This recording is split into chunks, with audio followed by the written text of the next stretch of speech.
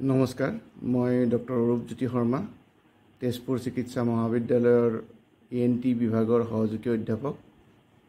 Allergy এবিধ সততে হৈ থকা ৰোগ আৰু পৃথিৱীৰ বহু সংখ্যক লোকে বিভিন্ন ধৰণৰ এলাৰ্জিৰ লক্ষণত ভোগে আৰু আৰম্ভণিতে সাধাৰণতে এলাৰ্জিৰ লক্ষণসমূহ সিমান গুৰুতৰ নহয় আৰু সেইবাবে বহু লোকে ইয়াক গুৰুত্ব সহকাৰে নলয়, কিন্তু পিছলৈ ইয়াৰ পৰা বহু ধৰণৰ গুৰুতৰ সমস্যাৰ সৃষ্টি হ'ব পাৰে।